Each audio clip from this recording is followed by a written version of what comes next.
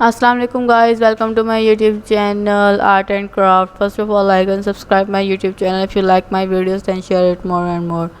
In this video I would tell you about how to make copper carbonate basic. So first of all guys, press the bell icon button for more updates.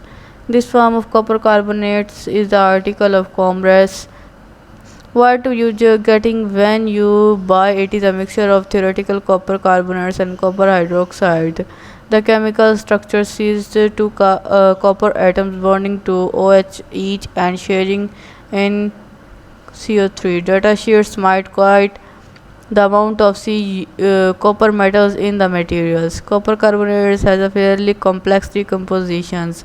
The accompanying curve shows the history of weight loss as the material is fired. It is interesting to compare this chart with one of the copper hydroxide to see the difference in the amount of weight loss and when how fast it occurs.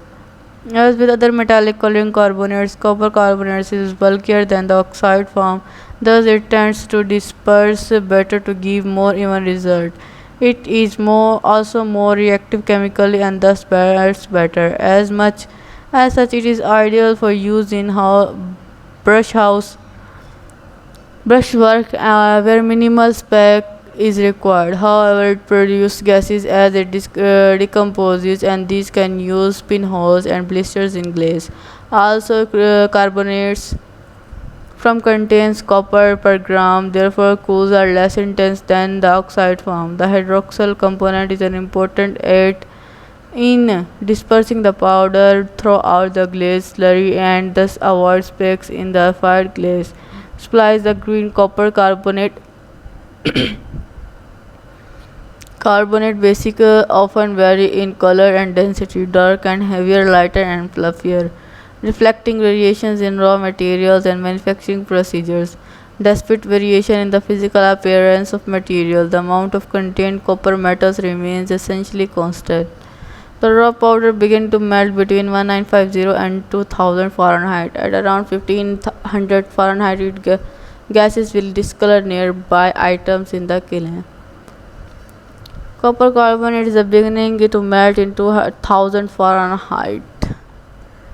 Then, these are the pure samples with 2% binder added on the top left to the bottom right. Strontium carbonates and naphthalene, signed cobalt carbonate, magnesium dioxide, sixtyl choline, New Zealand choline, and copper carbonate. I am firing them to 50 Fahrenheit, incremented from 1500 Fahrenheit, and weighing to calculate the loss in ignition for each.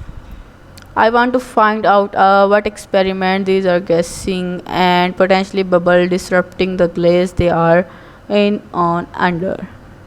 Notice how the copper is fuming and spitting black specks on the shelf. This happened right around 1500 Fahrenheit. These stains on the shelf darkened considerably when the kiln was fired. Cobalt carbonates and copper carbonates left in the raw powder plastic formed into the samples. Right fire to 1850 Fahrenheit, then copper CO3 is quickly densifying over the past 100 degrees and should begin to melt soon. It is long past the fuming stage. Then, an example of how copper carbonate fumes during the firing. The white samples or the left was near the copper samples at around 1500. The fumes discolored its facing edge. These are the permanent, they do not fire out but get darker with increasing temperature. The kiln shelf was also discolored outward about half in inches from the copper specimens. And and guys, the top base glaze has just enough melt fluidity to produce a brilliant transparent without color colorant additions. However, it does not have enough fluidity to pass the bubbles and haze over from the decomposition to this add copper carbonates. Why is lower glaze passing the bubbles? How it can melt better yet have 65% boron? How it cannot be crazy when the CEO calculates to 7.7. First, it has 40% less Al2O3 and SiO2. Second, it higher flux content that is more diverse. And thank you guys for watching my videos. If you have query, then ask in main comment section.